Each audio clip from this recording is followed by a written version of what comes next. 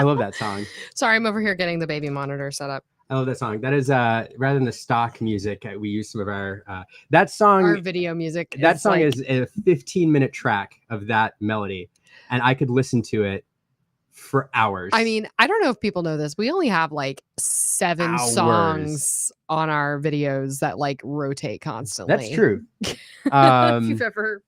That is true, and a lot of them are like 15-minute corporate background musics, like that one, which I can. Which again, I Liam's like, too. It's such a bop. It is true, and as opposed to some of the lame restream music that we usually use, I'm jazzed going into this one now. That has me all fired up. How was your week? Mine? Yeah, your week.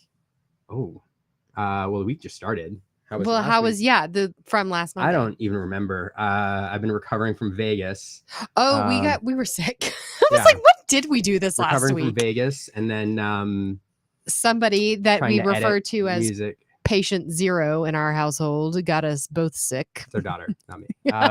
Yeah, no, not Liam. And then it's the daycare. The daycare. Yeah, phone. but I don't know. Like I have had a video that I've been trying to edit all week long, and I have gotten 2 minutes edited, and we got to do some interviews with some wonderful folks that I met at Vegas, and this week we're heading off to Miami TCG Con. Yeah, we are on Thursday. Yeah. So if you're in Miami, come say hi to us. Or if you're near Miami, come say hi to us. Yeah, you should come to Miami and then say hi to us. Yeah, I'm really excited, to see all the artists. It's been a long time, and we're hoping to tack on a Disney trip at the end. Yeah. So that's gonna be fun. But yeah. Anyway, Disney trip. See the artists. Yeah. If you're not tracking Miami TCG, there's gonna be 26-ish Lorcana artists there. And we're hoping to stream, or at the very least record, some live panels there as well. So keep an eye on our socials. We'll be posting some things. We might be able to do some panels with some artists. It's gonna be a lot of fun. So yeah. But anyway, this is gonna be a fun episode. It is. We have some new folks joining us who've never been on the stream before. We're very excited about some returning guests. I feel like weird, right? What? Huh? Never mind. Feel weird? That the people who haven't been on the stream are on the stream, haven't been on the stream before. Like Clara? Yeah. We just met Clara in Vegas. That's true. But anyway, so let's start by introducing kind of our guest host for the week. She's been on multiple times before and always brings the energy. She's been on the stream before. Yes, and always brings the energy. So it's always fun hanging out with her. It is Victoria, aka Lorcana Girl. Hello. Thank you so much for having me back. Hello. It's so good to have you. Yeah. Thanks. I've said this before, but sometimes we're good about scheduling people ahead of time, and sometimes we're trying to fill gaps up until the last minute. And I messaged you today and was like, "Hey, do you want to?" I think the last time you said that was when Victoria came on at the last minute. I think so, and I'm always eager. I'm like, yes, I'm so here for it. Yeah. Well, how was your week?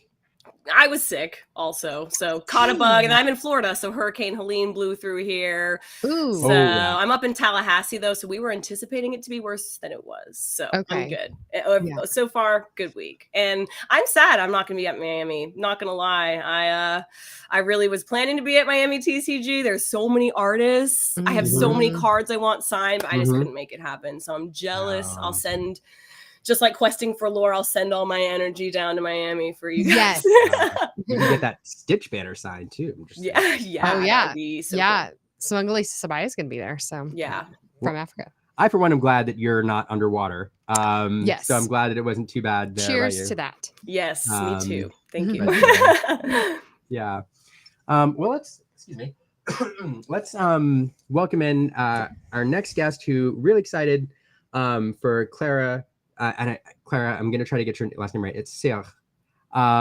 It's a French pronunciation, I think. To join us, I met Clara. I think we all, anybody who watched Vegas, met Clara through this stream. I didn't get to meet Clara in Vegas, but I watched. That's what I mean. I watched the stream. Oh, from Austin. yeah. I watched from home. It was quite the stream. So awesome. For a variety of reasons. But let's talk more about it. But let's bring Clara in first. So Clara, welcome to the stream. Welcome. Hi. Thanks for joining us. My pleasure. So to introduce the audience, just on the off chance that you were living under a rock during Vegas and didn't, weren't able to watch or the stream, just busy. Or busy or lifing. Yeah. Adulting responsible adult What do you thing. mean? People have other things in their life besides Lorcana.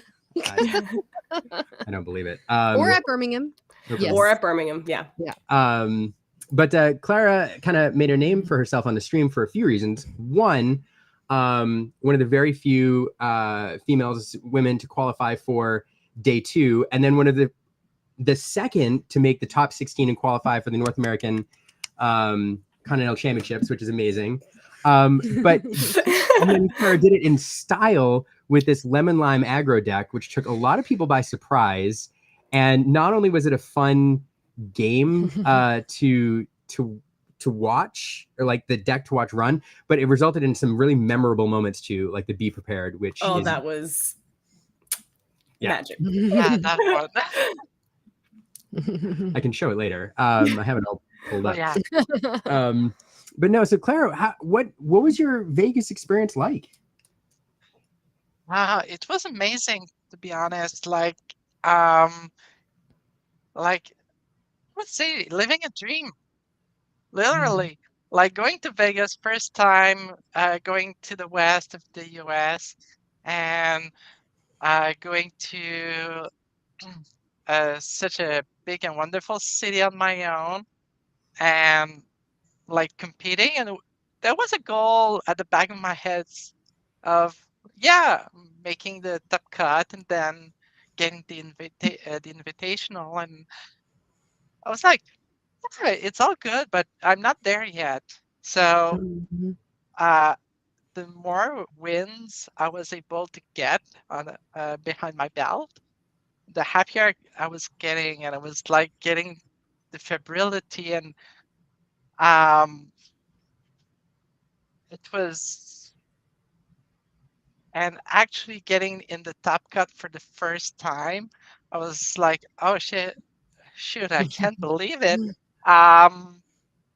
And I had my friends all around me trying to tell me, okay, now you've made it.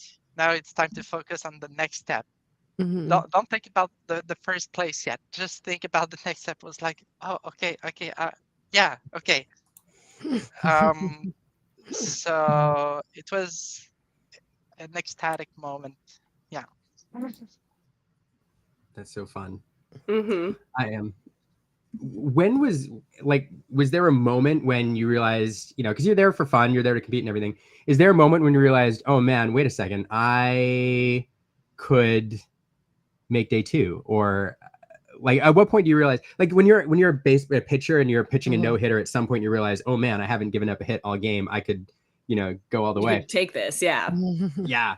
Is there a moment you like realize that, oh man, this could be this is it? Yeah. Okay. It happened at 6th round. I was like 401, and it was like, okay, just one last win. And then I got against Emerald Amethyst mid-range, and I almost got the win. I was like, okay, 402, I can make it on the next round. And then my friends are telling me, okay, you may be getting to the stream at some point. Do you feel comfortable doing so? We would advise you not to. Next round, I get invited on stream. I'm like, okay, okay, let's do this. Like, against all the advice from my friends, I went there, and I didn't know what I was getting up against, and I was getting up against blue-red control, and I was playing lemon lime aggro, and I was like, okay, yeah, I got this. Speaking of which, speaking of lemon lime, let's pull it up while we're talking so folks can take a look at the deck you were playing. Yeah, it's not the typical lemon lime like you would expect. Most people, when they see these colors, they think discard, and I think you really surprised people with this deck list. Yeah, that was on purpose. I knew everybody that was going to Las Vegas playing lemon lime was mainly playing discard or under the sea or something like this. And I don't like my opponent to know what is my game plan ahead of time. So I want them to make the first mistakes at the first round. And that's the kind of comment that I really like. What was like your inspiration for this deck? Why were you drawn to this deck in particular? Well, it all started with Toronto. I tried Red Fuss at first day, didn't work out. It was like, okay, I have an Edic, so I would just bring like Lemon Lime, easy peasy, and actually got a few wins, enough to get me with some luck to 16th place ex aequo. I was like, okay, there's something there. I'm not sure about my shift package there. So it was a work in progress. I was still watching, listening to YouTube podcasts and people experimenting. If I couldn't myself play test, and I brought. It did happen that I took inspiration from a list of a competition in Sweden, I think. And I was like, yeah, there's some things that I like about the list, but it was mainly focused on pure aggro. This list is not only that, there's like a little bit more to it that makes it more resilient to matchups such as anything that has red in it. We know be prepared. So I wanted to survive, be prepared, and not only just be a pure aggro that just fumbles at the slightest inconvenience. Yeah, it is. It is interesting. You mentioned like a pure aggro that fumbles at the slightest inconvenience. That phrase, because we did talk a day or two ago, and just a day ago, I guess. That's yesterday. And one of the things that you mentioned is that a lot of times with hyper aggro, especially since people oftentimes use hyper aggro to teach newer players how to play, to give them something that they can maybe compete with a little bit, even though they're newer to the game, and they can steal some wins. The mentality is, hey, I put things on the board, I turn them sideways. I put it on the board, I turn them sideways. And we teach new players sometimes who aren't too in tune with the strategy of the game when they go into tournaments. Hey, just take this hyper aggro deck, put characters on the board, turn them sideways, and hope you win before your opponent does. But you brought up the point. You're like, that's not what this deck does. And if you're doing that, you're probably going to lose. This deck has a little bit more interaction, and it's actually not meant to just be pure aggro in that way. Did I explain it right? Yeah, totally.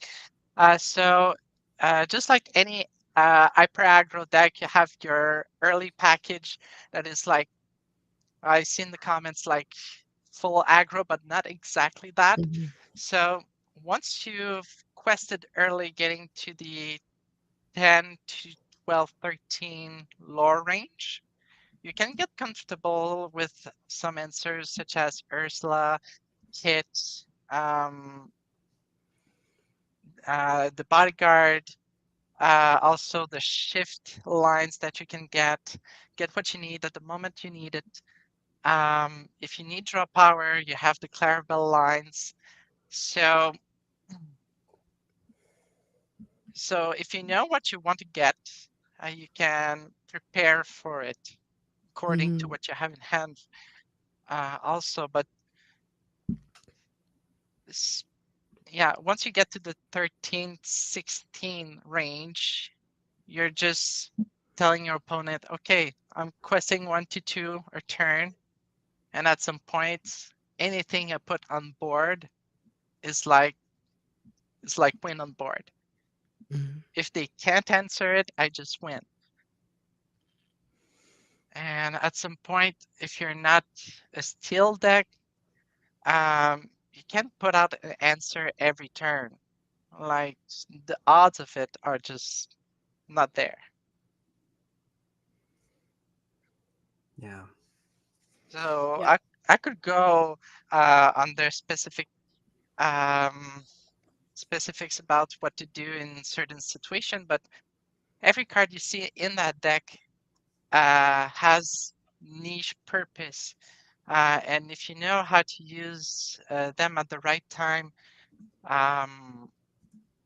like we know for Ursula turn 6 before the turn 7 for Be Prepared. That's classic kit. If you have a Flynn on board um, with the Flynn Sisu combo package, you just kit their Flynn, they're losing tempo.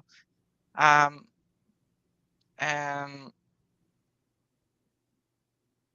yeah, exactly.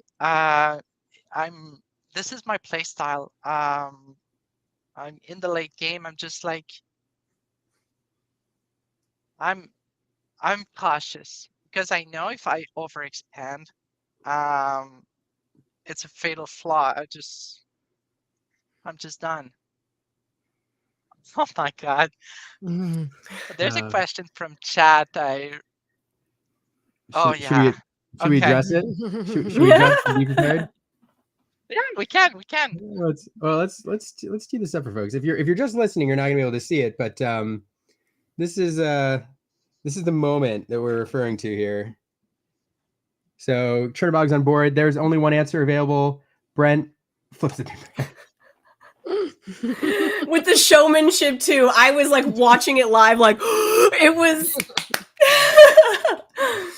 Yeah, I mean, of course, Clara still went on to win, but it was the only thing that could stop him that turn from losing. So that was so. How did it feel, Clara, when that happened? Were you like, okay, now, like, what was going through your mind when that happened?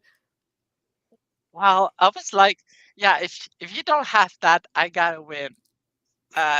Simple as that. So, um, this is the step I'm really comfortable in. Like getting to that point, on the verge of winning and being like, yeah, this is my answer.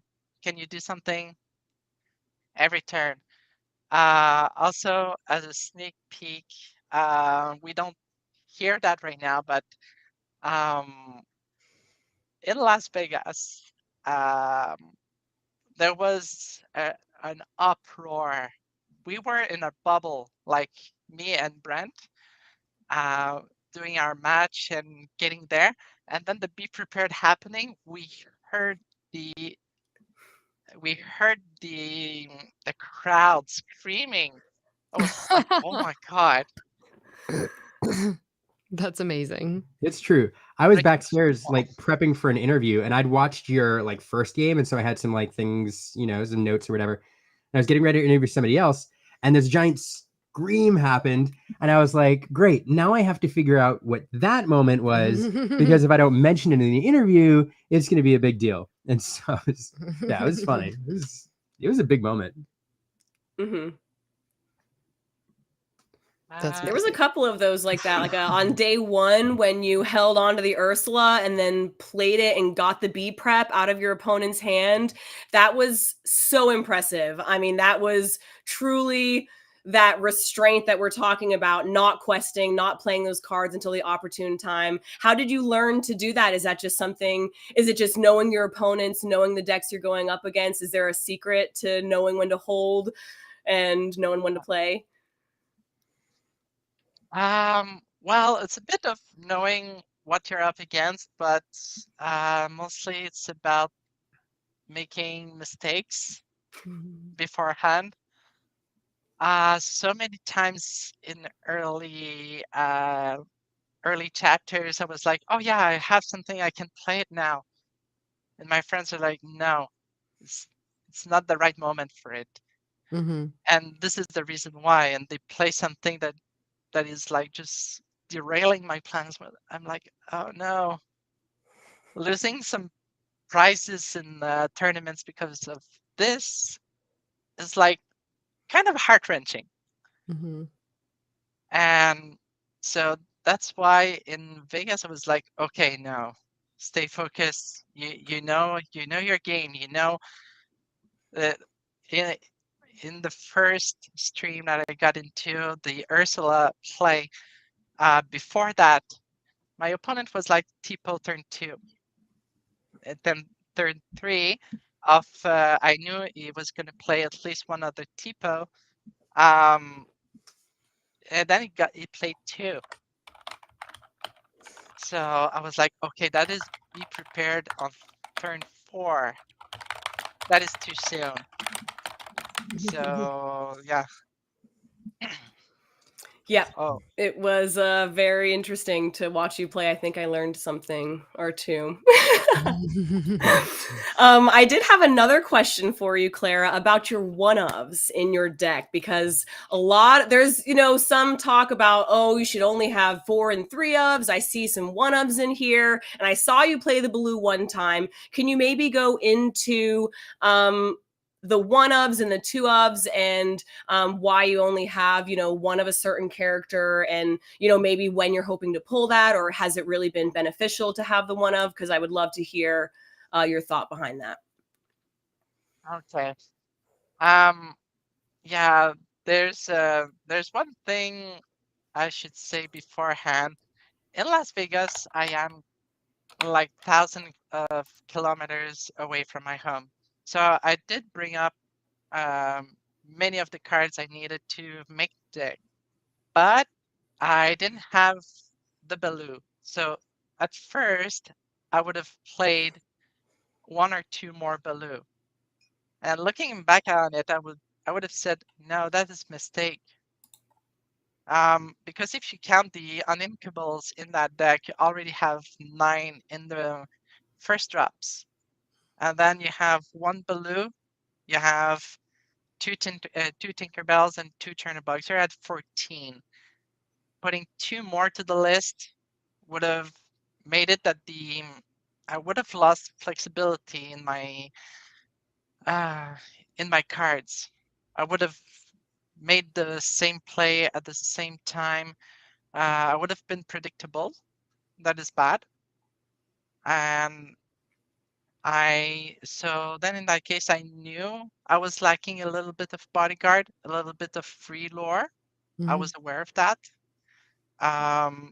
But it made up in other aspects of the deck. So it is not perfect for that aspect.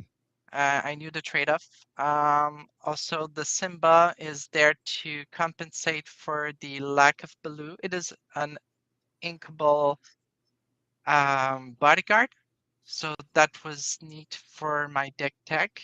And the other one of is the Curse Merfolk. For that, I would say that my plan is not to make my opponent discard cards. I want them to have the cards that they have. So I can play the Clarabelle, gain more cards. So that means more lore for me. So I knew the trade-off would be to let my opponents get a little bit more cards, a little bit more lore. That was okay for me. So yeah, that's it for the 1-ofs. You could say approximately the same thing for the 2-ofs in the deck. They have niche purposes.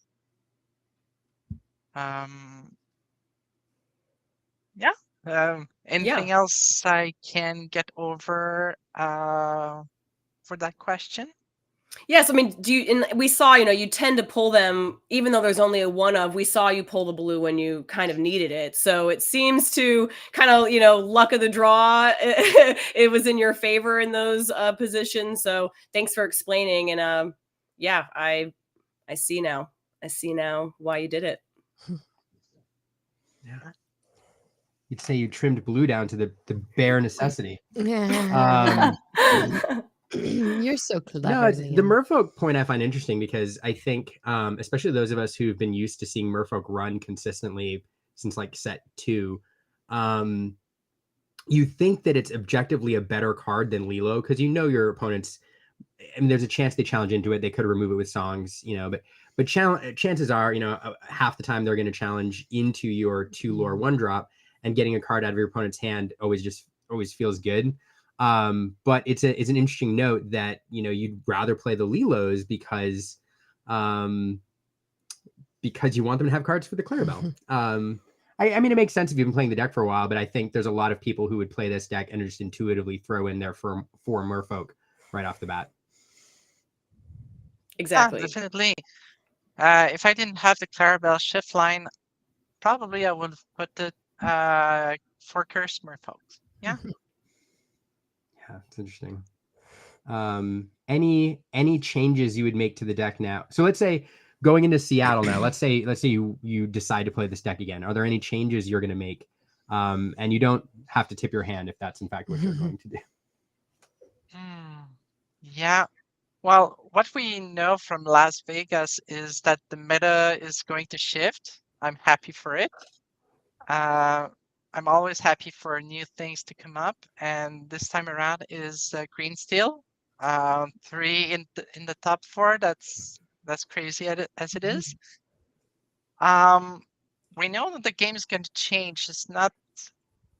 We have 2 main decks that are that have red in it with red removal package. Now we have 2 main decks with steel removal package. So what I will check with this deck is probably put some characters with a little bit more willpower. Daisy's gonna stay there. Probably the Lilo or the Curse Merfolk are getting out. So I want to maybe shift the deck a little bit more towards aggro mid-range. And that's would be my take on it, because with the more steel you have in the meta, the more it's dangerous for aggro and hyper-aggro. Yeah. Yep. Grab your swords and lots of your characters are gone. So except for Daisy. That's the thing about Daisy. That Daisy duck. Right? Yeah. He's awesome. Daisy is MVP. Like, her plus the shift line of the queen is like, yeah, I have a challenger on board, and if you challenge me with anything with 3 power or less, I have a Rapunzel. So she's not only a quester, she's a beater. Yep. That's true. So yeah, that would be my take on it, to shift a little bit more of the cost curve from 1 to maybe 2 and 3s.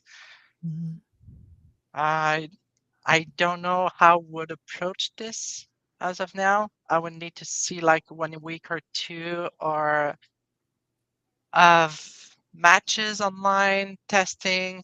Probably, yeah. Someone says in the comments, Hidden Cove Pride Rock. Yeah, definitely. That is a great idea. So I don't have the answer to everything. Probably someone else looking at my deck would be like, yeah, I'll do this. And that's what I'm up for. So, Clara, are you heading to Seattle? Unfortunately, no. I have I was able to purchase VIP tickets for Evanescence, so I'm getting that dream of mine accomplished. Nice. That's not unfortunate. That's a great reason to miss a DLC. Yeah, Evanescence for real. Fangirling. That's pretty cool. Yeah. Well, then we'll just see you at nationals. No big deal. Yeah. Oh yeah. We'll just see you in Disneyland. Yeah. One more question on your performance. Just because I like asking these questions for anybody who's new to DLCs or, you know, is considering a major event like this. 9 rounds is a long time, mentally, emotionally, like physically, and then you have to reset and go into day 2, which is also kind of emotionally draining. So how did you keep yourself going through the stress and the physical toll of 9 rounds of TCGs while playing at your best? it's quite rough.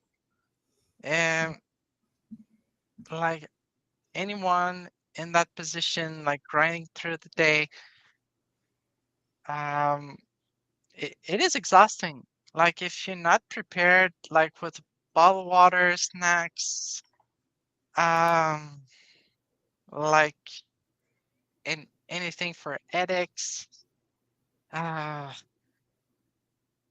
it can be really tough. And especially when I got lucky. Like in the first games, getting the wins I needed, my morale was high. But in other situation, when you have a loss, um, that can be really, really rough. Um, you can still get in there in the top cut. And one of my opponents in day one managed to do just that through a loss to get into the top cut. Like, uh, it takes willpower. But still, through day one, your your plan is to win, and you know that if you do one little mistake, your opponent's gonna take you up on it because they want to do the day two also. Uh, considering that, I was not letting any space for my opponents to. I was evaluating everything that they've done, that they were doing, trying to find the best paths, and it paid off. But I remember I couldn't eat the after the match. I was so nervous, so unnerved, and I slept the most I could. But I only wanted to do the next match and then the next match.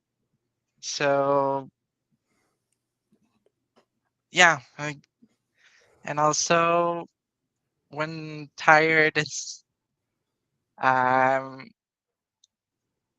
uh, I just yeah the nervosity gets you like at a certain point. You just start fidgeting and do all the stuff you can get to just mind yourself, ground yourself. Yeah.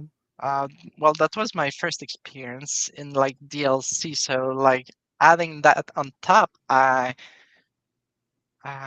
met other players that it was also their first DLCs, and um, it was nerve wracking, like for them also. So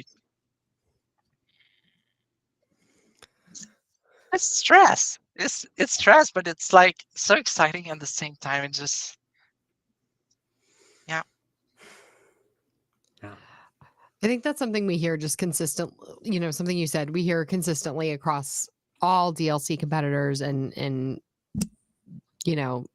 national qualifiers is just take care of yourself when you go to these events. Like hydrate, eat well.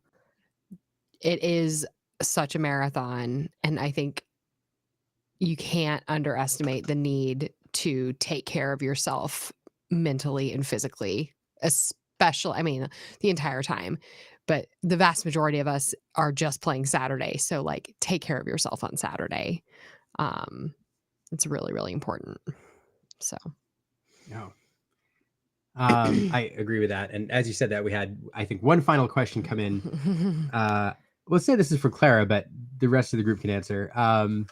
Clara, what would be the best Disney song for Evanescence to cover?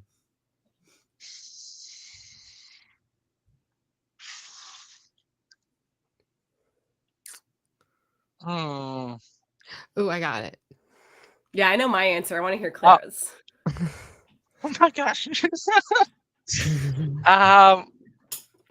A song from Poor Unfortunate Souls. Ooh, that would be good. Oh, that has the vibe to it, doesn't it? Mm-hmm. Uh-huh. Yep. I have mine too. Okay, you go, Victoria. Okay, What's your mine's pick? a Sapphire song. Elsa, Let It Go.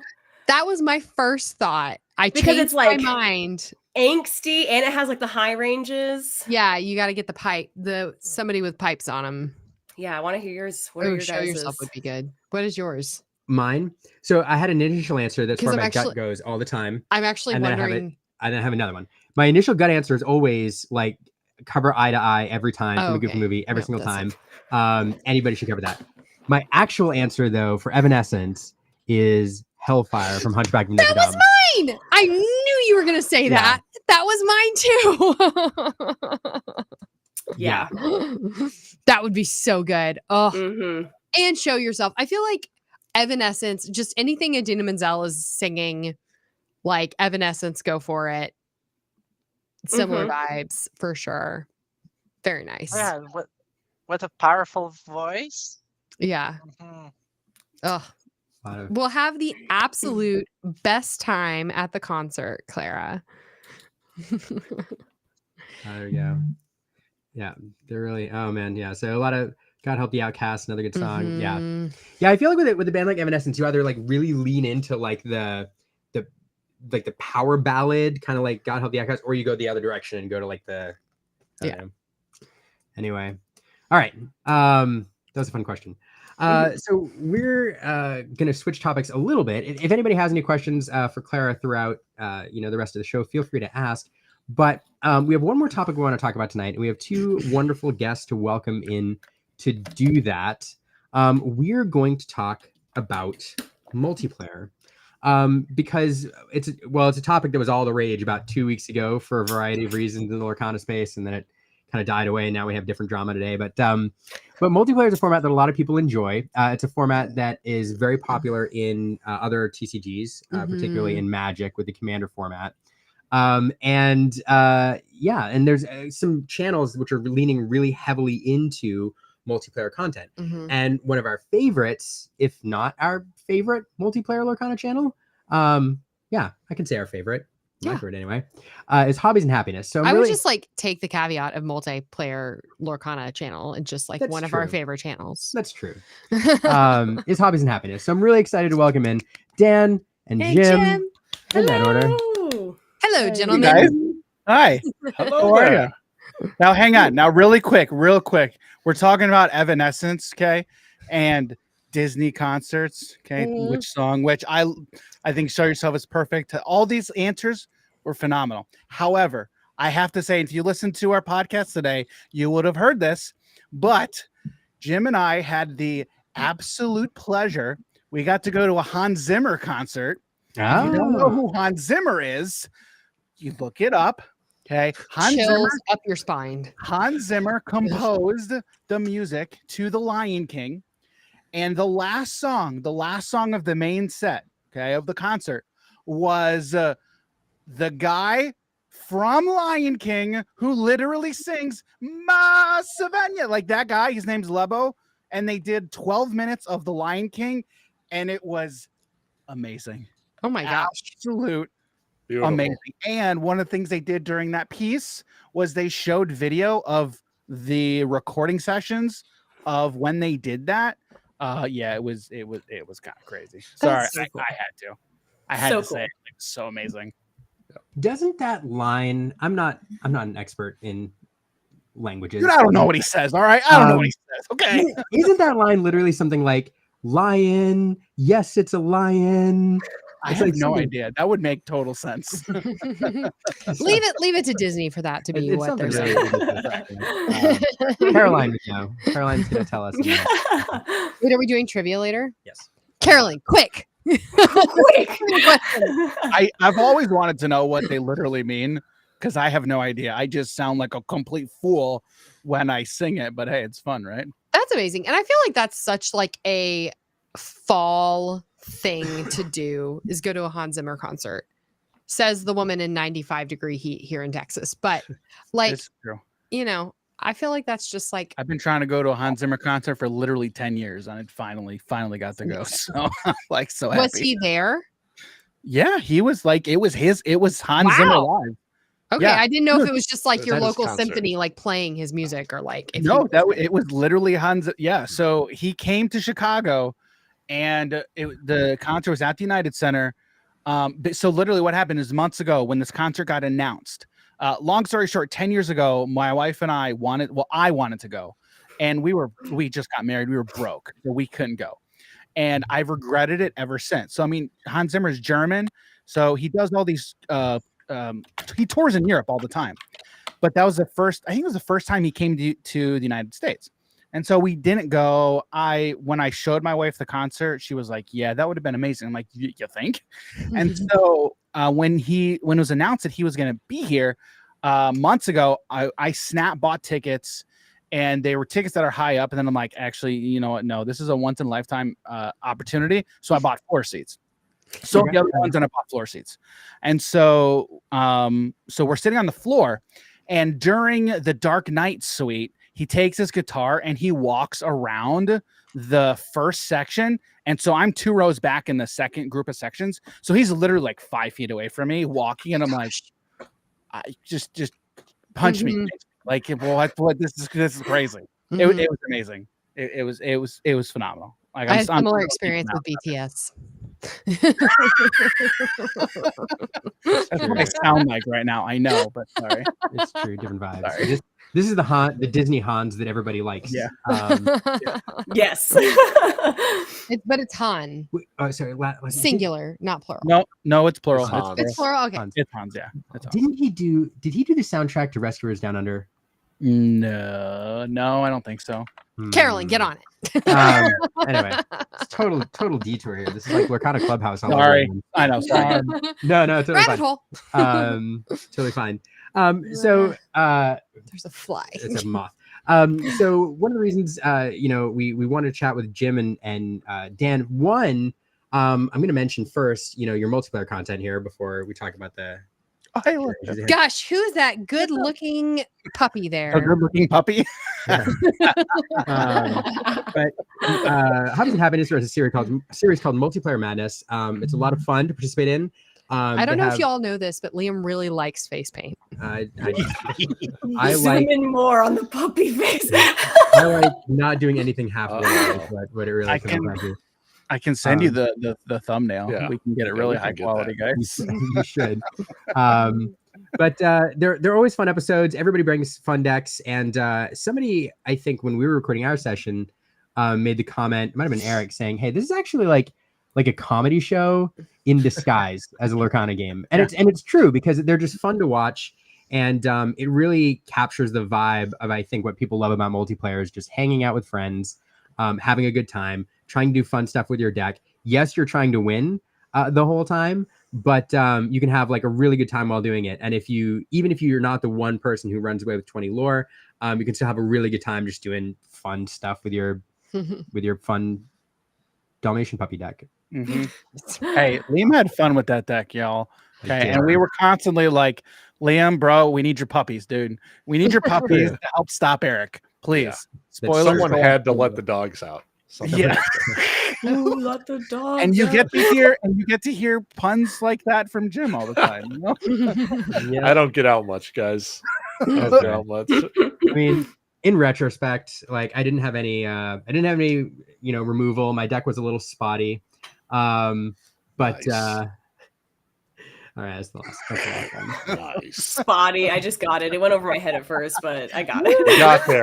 You got there. It doesn't Rebecca, matter. 2 points. All right, but before, like, why multiplayer, guys? Like, why are you leaning into this so hard? Jim, you want to go first? Oh, okay. Yeah, sure.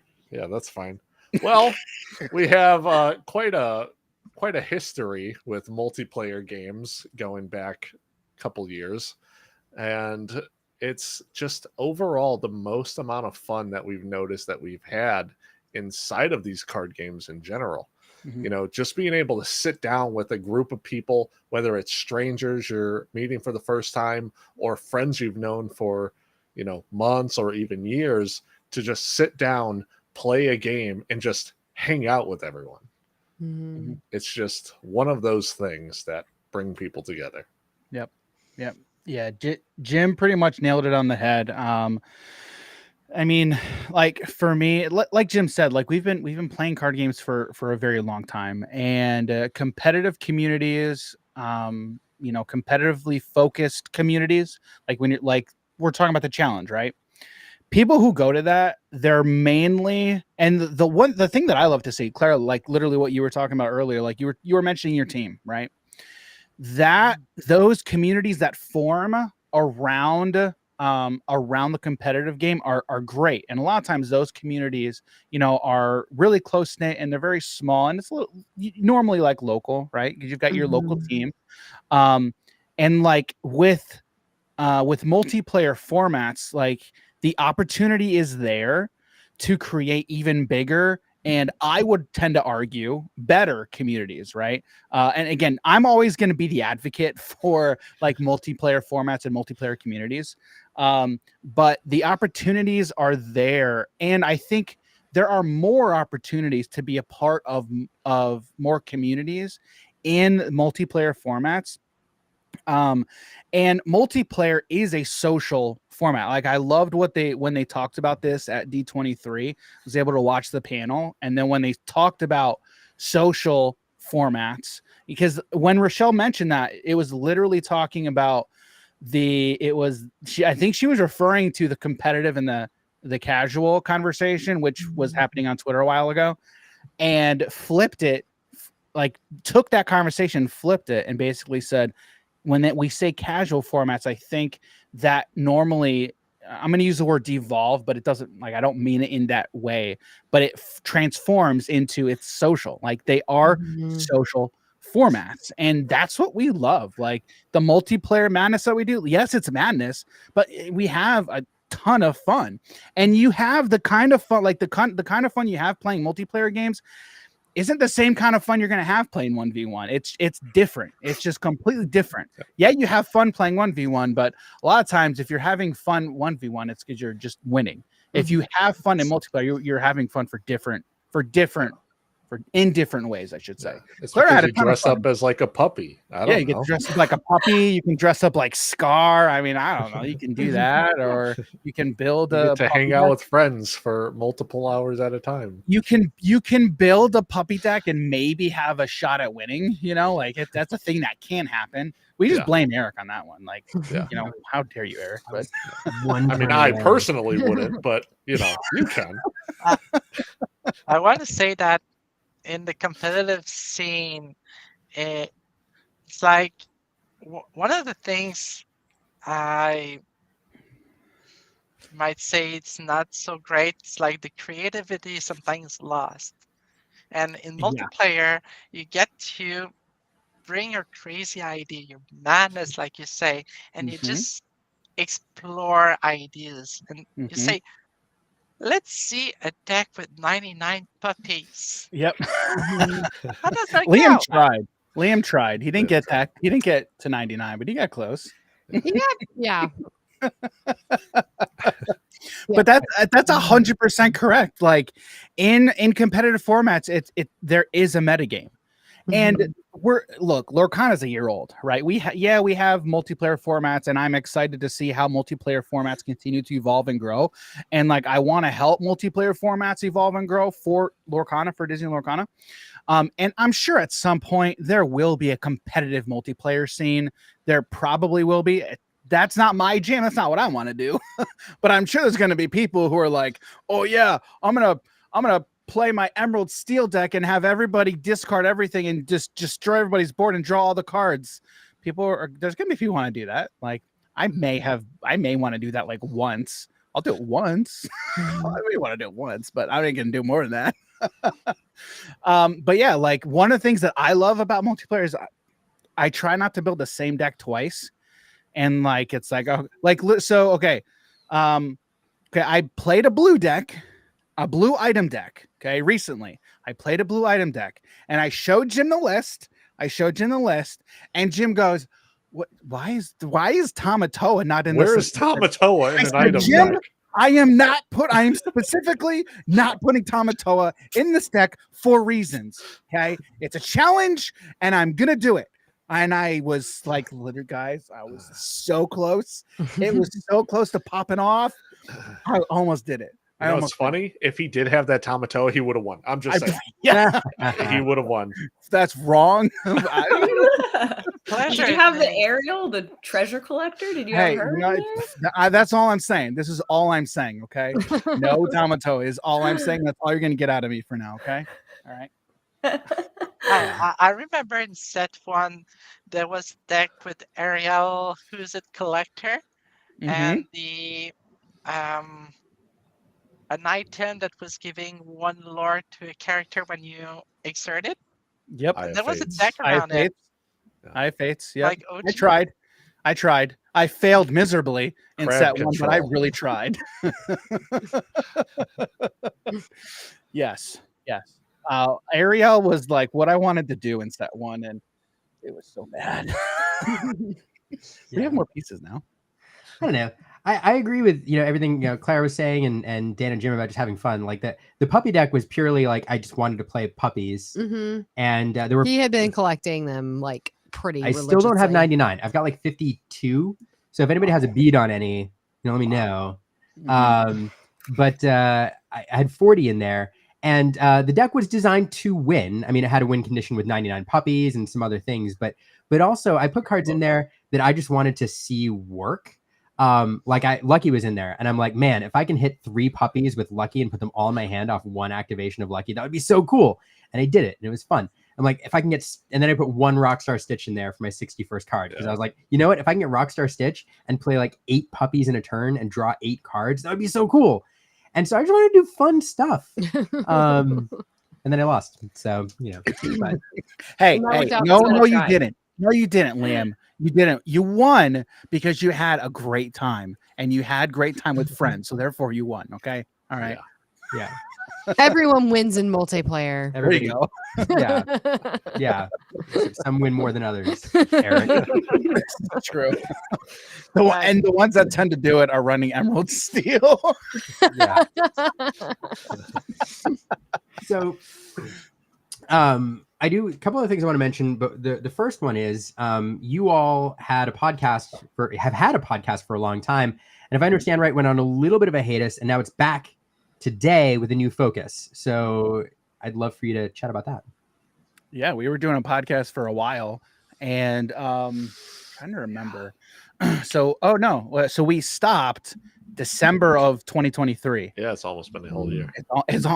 Dude, it doesn't feel like it was that long ago, Jim. I know. Crazy. So yeah, we stopped doing it because at the time the podcast was taking up a lot of our time, and I think that was before we were really hyper focused on Disney Lorcana. Now, like, this is all we do. Like all the content that we do is 100% Disney Lorcana, and we have a ton of fun with it.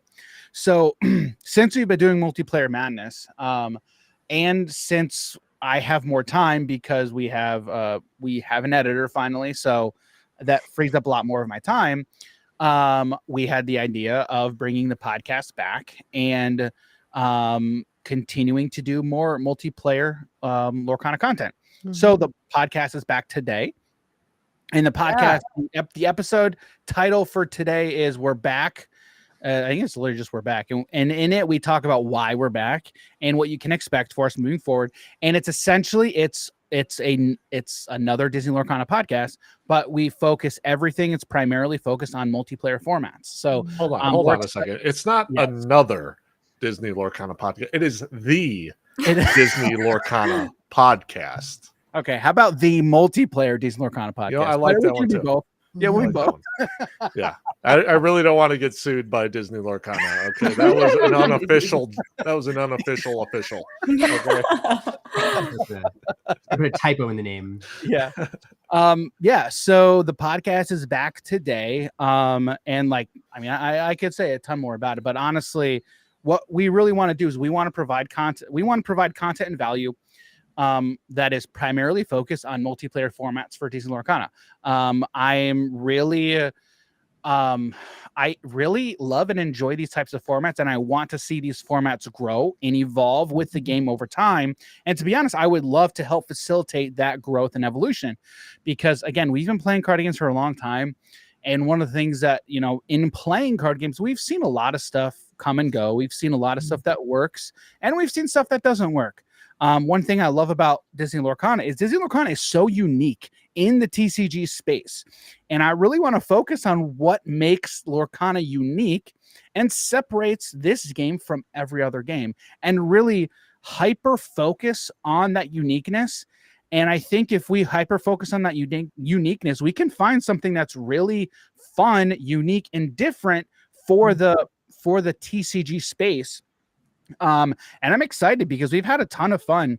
Lorcana is like the most different multiplayer card game that I've ever played in a very long time. Because like this is one of the first card games where we're in a race.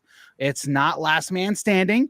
It's not last person standing. It is, okay, I'm going to be the first to win. And it's the political games you can play are very different in this game, and they are a lot of fun.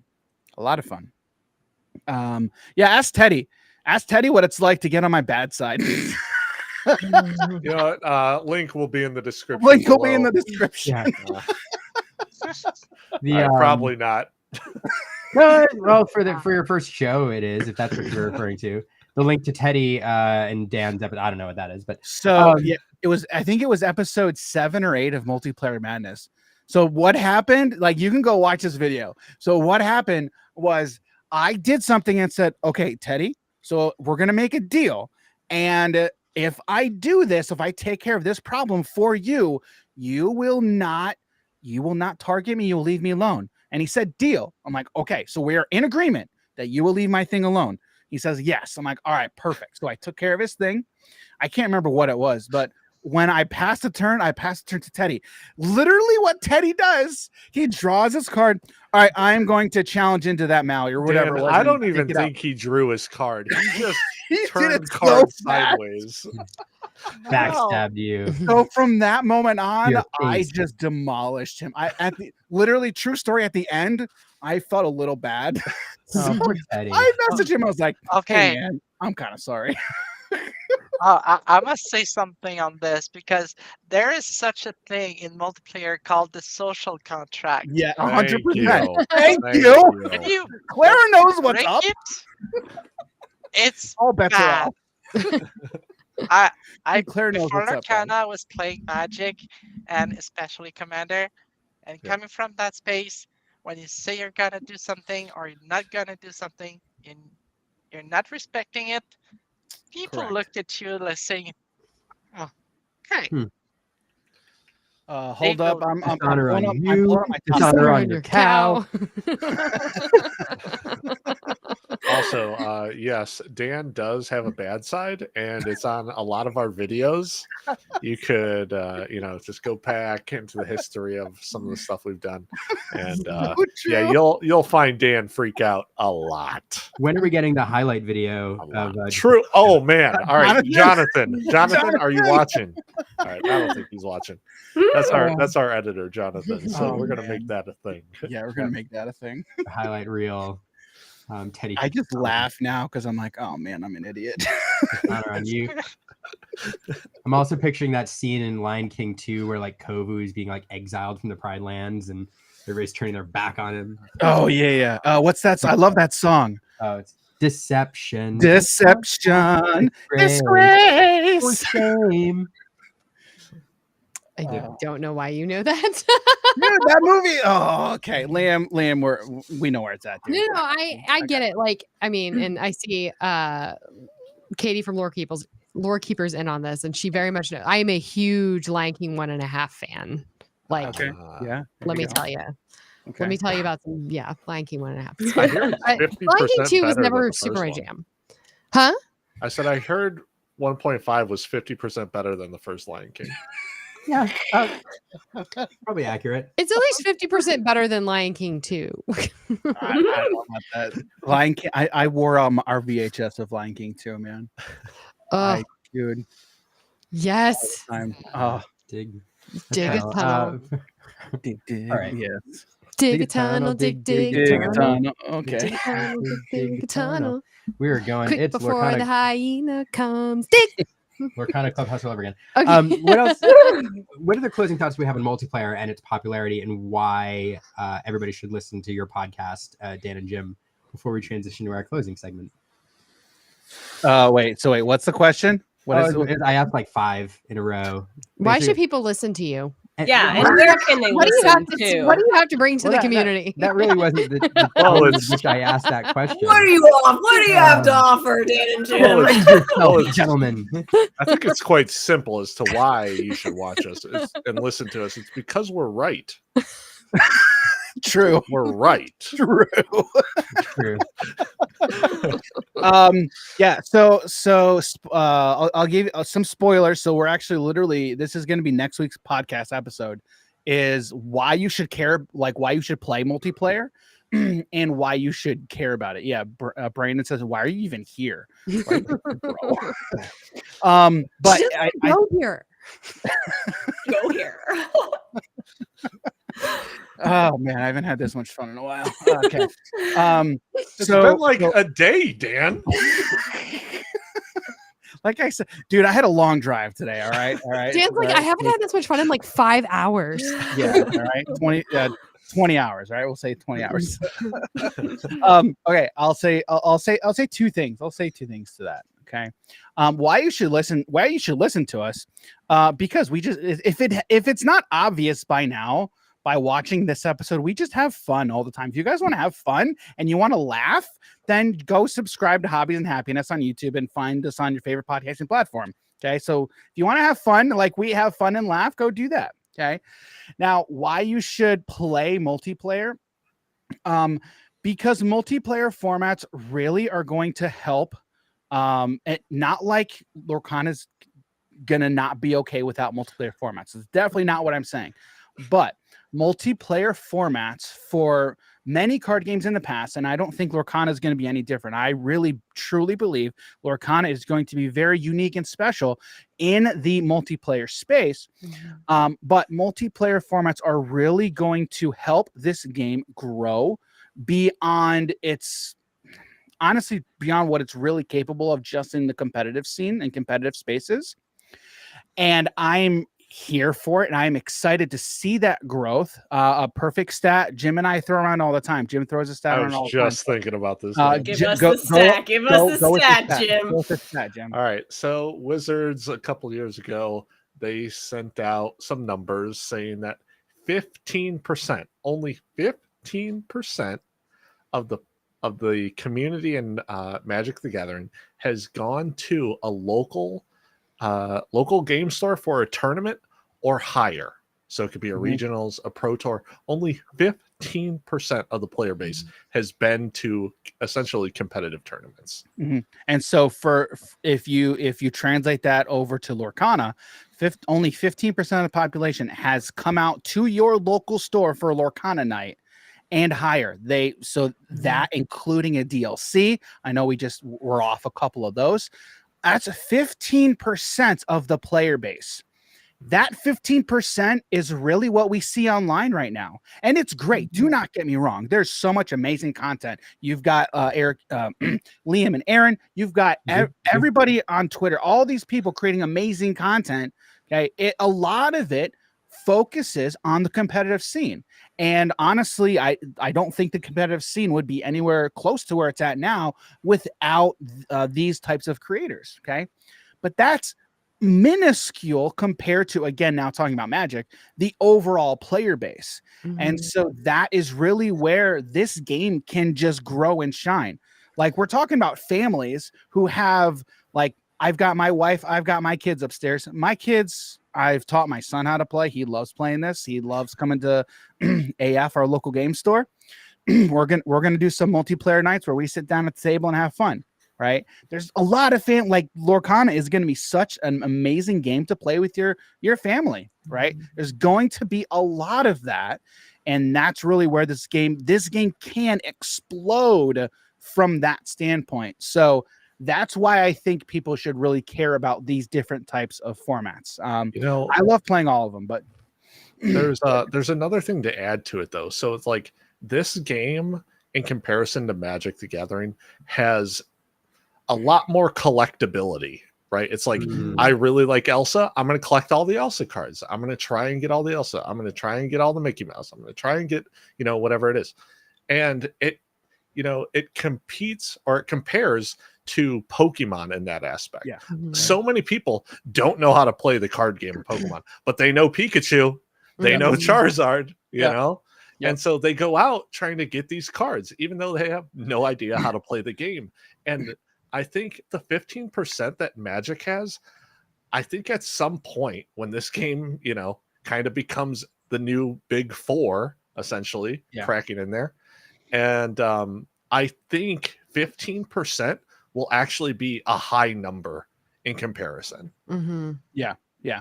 And one of the other things that I'll add to that too, speaking on collectability, everybody sure knows who Pikachu and Charizard are, but the relationship these people have to these characters, like 100 Elsa, years, these relationships that everybody has to these characters, there's no other, in my estimation, there's no other IP that has that sort of relationship built over the years. People connect with these characters. I don't connect with Liliana. I mean, sure, like Liliana's cool. Jace, Pikachu's cool. Like Charizard, yeah, I love Charizard, sure. But I tell you what, the moment my kids open a pack and it's Simba, it's so many different characters, they go, oh, it's Elsa. I love Elsa, or Moana. Like, it's so different.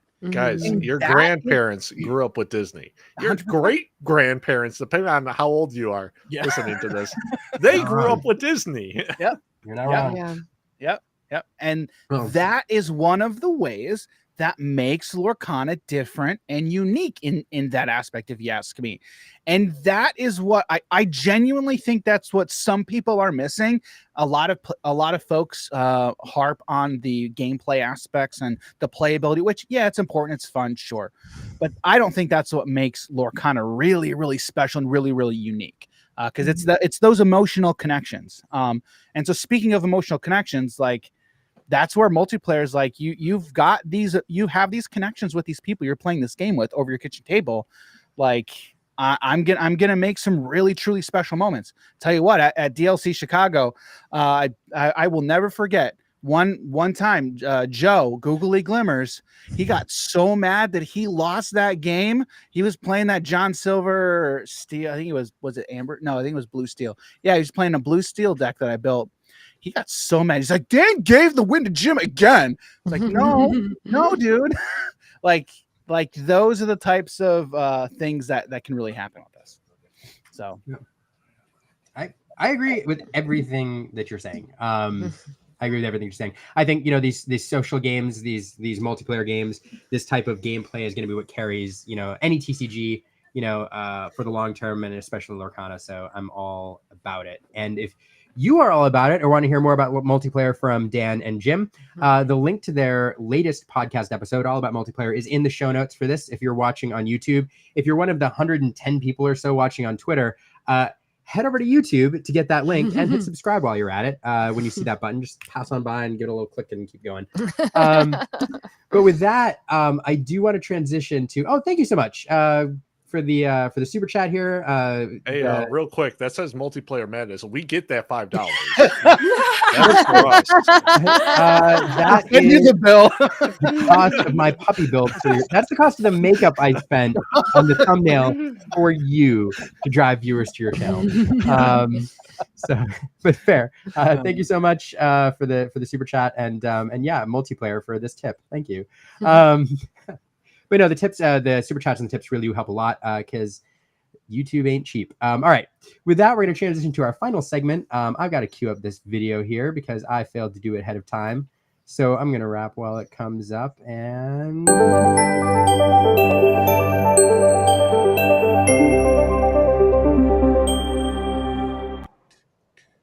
it's quiz time with Caroline. Oh, it's magic. What just happened? Hello. Wow. Hey, Caroline. Hello. For those who are here for the first time, Caroline is our resident quizmaster here at the Limiteers. She runs trivia constantly on our Discord server when she has time. And also once a week here on our show. Not only can you enjoy some fun trivia, and you can play along at home, by the way, we oftentimes need the help because Caroline's quizzes aren't necessarily easy. But also, there is the yet to be finished Lorcana or Keeps Illumiteers just trivia dangling pin, that out there, folks. that you can Keeps win on dangling the it out Discord there. server or here on the show. They are being made. They are. I approved them. The ship date is about August 28th. So one day, August? October. October 20, months are hard. So on the Discord server or here at Net, you can compete for the trivia pin, and that's what we're gonna do tonight. So I think 5 questions. If we as a group get them all right, somebody here, you all have to pick among the guests who gets the pin because I can only give one away. But you can always come back. So yeah, y'all can always come back, but y'all will have to choose an MVP. Yep. But it is a collective effort. It is not competitive. So never Co-op. fear. Co-op. All Yes, right, working co-op. together. Co-op. All right. Sweet. yeah, All right, it's multiplayer. We're ready. Multiplayer. it's multiplayer madness. Liam, would you do me a favor and pull up Clara's deck for us again? Oh, yeah. Because much like last week, where all the questions had something to do with cards in Zan's deck, this week all the questions have something to do with cards in Clara's deck. Oh. Okay. Are we All ready? right. Let's do it. All right. Yeah, I'm ready. It's gonna be some random Clarabelle question. Question 1. Which Winnie the Pooh characters were pirates in the cartoon? Which Winnie the Pooh characters were pirates in the cartoon? Oh, Yes. easy. It's so easy. I don't even have to answer. Just give me the point. Is that about answer? Tigger, Yes. Piglet, Tim? Yes. Roo. Definitely Nope. not. It's, No, it's definitely not. There's Rabbit. 2 more. Pooh. Was Pooh. And Rabbit? 1 more. It's not Rabbit. No, it's Jim, definitely Jim, not. where are Rabbit. you? You said this was easy. Where's the Eeyore? Christopher Robin. Nope, not Christopher Robin. Okay, owl. Is it Kanga? owl? It's not Owl. It's not Not Kanga. Kanga. Okay, so it's not Eeyore. Kanga. It's not Roo? Roo. Eeyore. No, It's not Roo. and it's not Eeyore. We're just gonna name all the Winnie the Pooh characters. We're almost there. Seriously, I mean, what in the You're world? missing one in particular. We had And, Owl. We said Owl. There's a gopher, but he's not in Winnie the book, you know. Pooh. Beaver. Oh yeah, The gopher. Rabbit. Gopher. Go. The Oh, gopher. gopher. Oh, Really? my goodness. Yeah. Yes. We got Dang it. We it. got a team. Yeah. I said in the cartoon, not the book. Yeah, he's not in the book, you know. Oh, yeah. Sorry. I only read the Yeah. book. Okay. Oh my goodness. Just like who's gopher? she. Mole from All right. Atlantis. In which Dying. movie do we first hear Tinkerbell speak? Speak. Wait, did you say in which movie? Yes. In which movie? Which Disney Okay, movie? like live action movie. Okay, Was it Peter Well, Pan hang on, hang to hang on. It's because something in Neverland? not It is- Disney, but it's got to be Hook. Not Disney. Doesn't count. Which Disney Okay, animated okay. film? Disney Disney animated. Okay, animated Disney animated film. film. Peter Pan on Ice. Is that a thing? Not a film. Oh, okay. Sorry. Is it like I a got- Tinkerbell movie? It's got to be like a one of the Tinkerbell Tinker- movie. it's gotta It be is one the of those Tinkerbell Tinkerbell movie. movies. It is simply Oh, it's called just the Tinkerbell. Tinkerbell movie. It is simply called Tinkerbell. That's a little nose, don't you That's on the think? nose. That's right on We the have to nose. take a step. What's it about? Yeah. Plot, yes. What's the It's plot? about this guy named Joe. It's about Pixie Hollow. Joe who? It's about where the fairies live. Joe Mama. Oh my goodness. Return to Neverland, Rebecca. That was That's what I what was Erin was think trying to think of. But no, we don't hear her speak in that movie either. of. Okay. But good guess. Okay. All right. Question number 3. Who was Clarabelle's original love interest when she was first introduced? Oh no. Goofy. Pluto. I could have sworn it was Goofy. No. Oh. It's not Goofy. It's another cow. Another. Oh, okay. What's the? Who Oh, said- crud, who what's said the cow's Goofy? name? Oh wait. I said Goofy. Yes, it is Goofy. Oh, Oh. okay. Thank you. Someone said Pluto, and I was like, no, it's not. No, who said that? Yeah. I'm like, That was a thank you for terrible answer. educating me. Pluto. Wow. Who would say Pluto? Oh my word. Yeah, so she was originally introduced as Goofy's love interest. Then later Horace was introduced, and she and Horace coupled up. Yep. And then later she, like, after Goof Troop and Goofy Movie had sort of faded out, in Three Musketeers, How dare you say she that? and Goofy paired up again. How dare you say the Goofy movie faded out? Oh, I don't mean for fans. I mean for the Disney company. Okay, all right, that's funny. That's true. All right. Oof. Number 4. Next. Who provided the voice for Rapunzel? Oh, for real? Okay, somebody else. Mandy did it. Moore. She was Thank you. there it is. I was Yeah. gonna say she's a 90s Like it's a pop famous star. singer. Mm-hmm. I was like, that one I got. Wait, extra. Who did Flynn Rider? Oh, the guy from the show where the nerd becomes like a super spy. Okay, I'm what's his so name? glad you know him from that. I love Yes, that show. yes, the best show ever. It was a good show. I watched like the first like 5 seasons of that show. There are Who only is 5 Zachary seasons of Levi? that show. Oh, there Zachary you go. Levi, That was sounds Yes. like the right answer. It is Zachary Levi. There are only 5 seasons of Chuck, by the way, Aaron. Oh, there are? Okay, well Yeah. then I watched the whole Yeah. show. It got canceled early. It kept like almost getting canceled and then being Yeah. brought back, like, Yeah. and they were leaning heavily on that Subway sponsorship toward the end there. Ooh, putting too many eggs in that basket. I had friends in high school who worked at Subway, and I will never eat at Subway Don't recommend it. after that experience. I ate at Subway in college during one of my college jobs. Mm. Yeah, that was an experience, let me tell you. Yeah. I just crave that the is- bread sometimes, though. That I is just want a correct, loaf of bread. Rebecca. Rebecca Um, says Zachary Levi is awesome. Yes, this is We're correct. not going to talk about Zachary Levi right now because he's I said had some things Subway last recently that week. we're Yeah, not going to talk about. he's not Moving doing great on. in Next culture. He was awesome, Rebecca. Yes. Not anymore. During Chuck, during Chuck and during Tangled, he was great. Moving on. The last question. What is the name of the sequence that Chernobog is from in Fantasia? The Bog Mountain, Night on Bog Mountain. Oh, so Bald. close. Night on Bald Mountain. There it is. There it is. Well done. Nice. Easy. You got the B. Yeah. Wow. Brandon's I will dating say us and I would saying not have Bubbles remembered like that if jingle. not for I- Victoria. So that was definitely a team effort. you know? Yes. I just want to say I'm speechless because of all that knowledge. Like, congrats. It's a It's a team team. effort, man. It's a team. effort. Yeah, we all get very excited when we know the answer too, so we don't. Mhm. There's too many Disney fans in one chat room. No such thing. Oh man. Well, thank you for the game, Caroline. Again, that Always. was a ton of fun. So much fun. One more piece of unfinished business. What are the lyrics to the opening of The Lion King? Yes. Ah! So Oh yes, please. it's interesting because the words in Zulu are not Directly in the translated? phrase that you think they are. Like, some of it, based on where it sounds like the breaks in the words are, it's not actually where the breaks in the words are. Hmm. So the phrase is Nans Ingonyama Bagithe Baba Siti Ingonyama. Here comes a lion, I father. believe you. Oh yes, it's a lion. Okay. So yeah, you were pretty much You were right. You were right. Lane. Yeah. Pretty close. I'm very You- proud.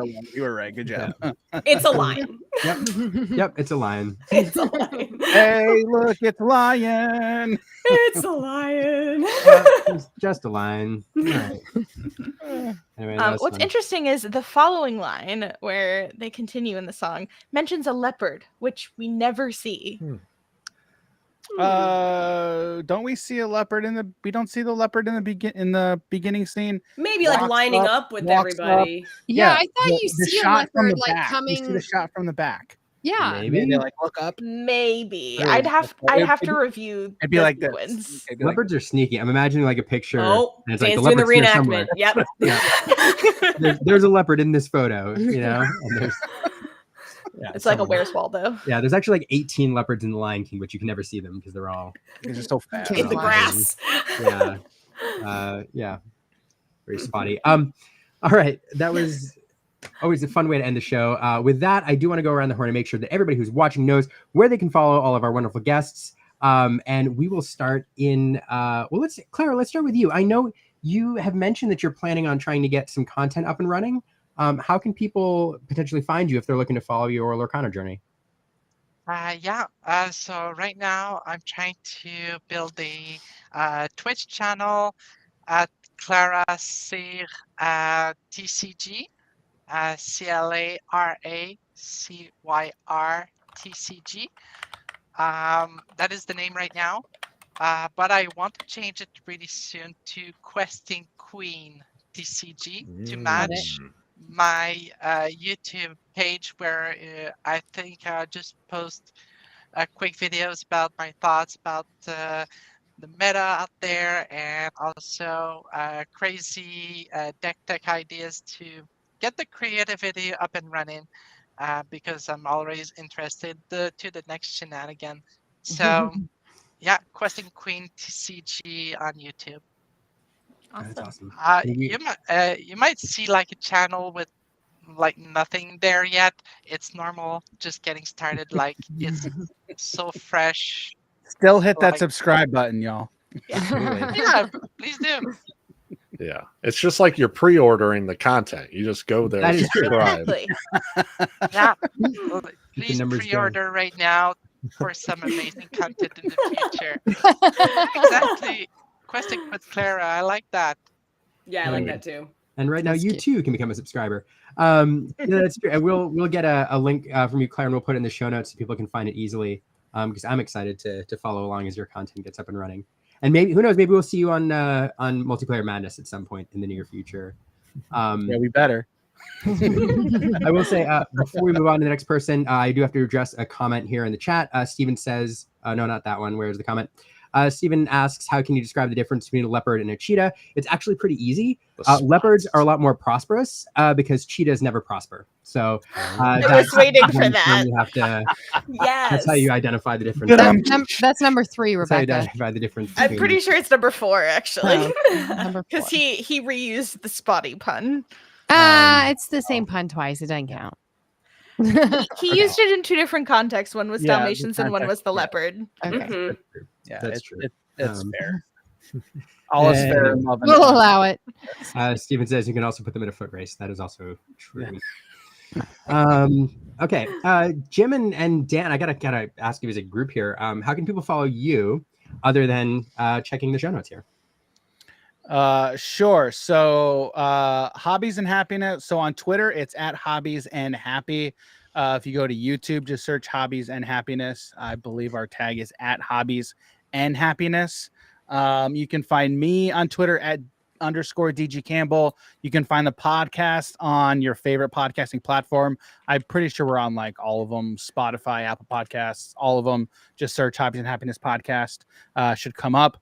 That's pretty much everywhere. And then I know Jim's got his handle. Where can people find you, Jim? Yeah, you guys can find me on honestly just like YouTube. Like follow our channel. I don't post anything on social media. It's true. Guys. If you see our Twitter, that's me. I'm the one who posts everything on Twitter.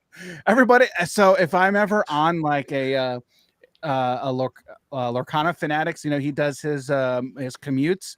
I've been on there a few times, and it's always, hey, who is it Dan or Jim? It's Dan, guys. It's always Dan. It's always going to be Dan. It's never not been Dan. That should be your moniker on Multiplayer Madness now. Never not you Dan. have Jim, and it's always Dan. Kendall Burnett's no, I'm not. Yes. Anyway. So yeah, that's where you can find all of our stuff. It's pretty much YouTube is the best place to find all of our video content.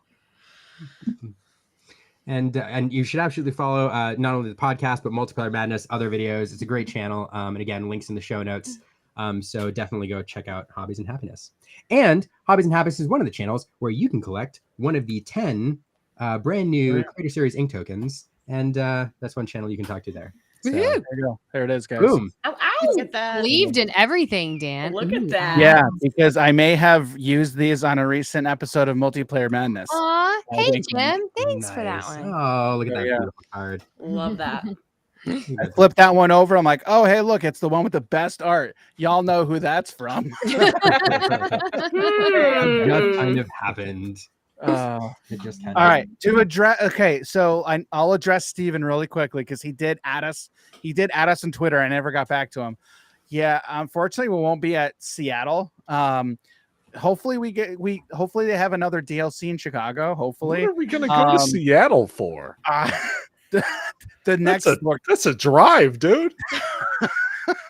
yes, for us it's a big drive, but I can tell you. So I have to figure out ways to get these out to people. But Steven, I'll definitely send you one. If anybody else wants one, I can tell you one way you can 100% get it, because all of our patrons are 100% going to be getting at least one. So if you want to do that, that's another way you can support us is over on Patreon. We just launched that not that long ago. Sorry, hashtag not sponsored, and I'm adding this plugin. So sorry. You can definitely get one that way. But Steven, I got you, man. DM me your where you want me to send it, and I'll send you one, dude. Yeah, I want to find the first person who collects one, like who's not part of the group. Who has the full Who has set? the complete set? Yeah. Mhm. Like Then collecting figuring out all pieces of Exodia. Right. Yeah. Yeah. All the Infinity Stones. Yes. Victoria, thanks again for joining us for another full episode. Always fun to have you here. You always bring the energy and the fun. How can people follow you? Thank you for having me. I'm always happy to be here, and I am most post on Instagram, Lorcana Girl, just at Lorcana Girl. I also stream on Twitch when my internet isn't being, a hot pile of trash, and that is at Lorcana_Girl. And I do have a YouTube at Lorcana Girl, but I haven't started. I don't know what I'm going to post to it yet, so I haven't posted there. But Instagram is the place to follow me. So. Hey, chat, who wants to see Victoria on an episode of Multiplayer Madness? Yeah. I mean, I do. I do for sure. Also, we have to get Victoria on for sure. Also, you know what else I want to do is I want to get Liam and Aaron in a game together. Yeah, that would be awesome. And then what we do is we pin them against each other. Yes. To cause problems. I will say the rule of thumb in this household when we play group games is not to win. It is to make sure that Liam loses. Right. So I'm good at that. You guys, and that I has have been an house rules idea. for about 10 years. You guys would have to make a rule that the deck you build can only be couples. Like Mickey and Minnie. Like if you guys did, can you imagine having that limitation to your decks, only being able to put couples in your deck? Question. Okay. Does that mean Dan and I also have to be a couple? I was just going to ask, do either of your that partners work? play? Because it would be You a great are, aren't you? couples. 6, couples 2, Yeah, 4, we are. 6. Pretty much. Yeah, there you go. 100% we are. Okay. Yeah. Just All right. love. So we're scheduling this for November. Got it. Penciled I want to in. get in on the fun Here- too. With I was going to say, who Yeah. wants to see Clara in an episode of Yeah. Multiplayer Yeah, Madness? Look, I'm not Clara- trying to lose, man. I'm not. Yeah, trying right. To lose. Look, I was just Yeah. embarrassed. Oh, Okay, I don't. Claire wanna has be a national invitation. We're all afraid That's of what her. I'm talking about. Okay. Come on! I want to say that in multiplayer, it's a different environment. Like, 100%. Yes. yeah, There's gonna be I like, just why'd you wanted play to that card, do noob? shenanigans It's not even and good. fun.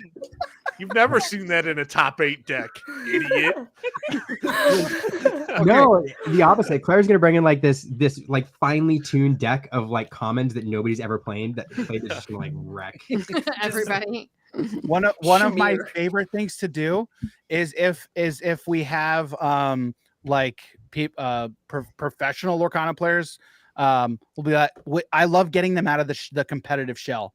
Like, okay, don't take yourself so seriously. This is going to be fun, and we love getting them out of the just you can laugh, you can smile, you can laugh. It's fun. It's okay. But I feel like. Oh God, I'm sorry. Oh, I was gonna say, I definitely was not sitting over here in the green room after I finished writing your trivia, building my deck for my hobbies and happiness episode. I'm sorry. Nobody heard that. No. Okay, You can someone in edit the that out, comments right? said, I just want Clara to play with the Pro she won. No, Yeah. no, you won't see me playing with the Rapunzel. Those are in No. the trophy case. Okay. They're Yeah. in the trophy case. Yeah. All right. They're graded in the slabs and then have gone in the trophy case and you'll never see them again. Mhm. I PSA want to 10. showcase them.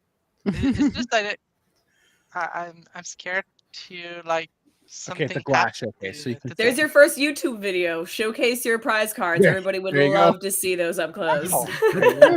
I don't That's want to true. be my first YouTube video to be like me showing some bling. Oh, God, that's what you're Like- doing. like, I was everybody what looking you for guys you. don't we want have.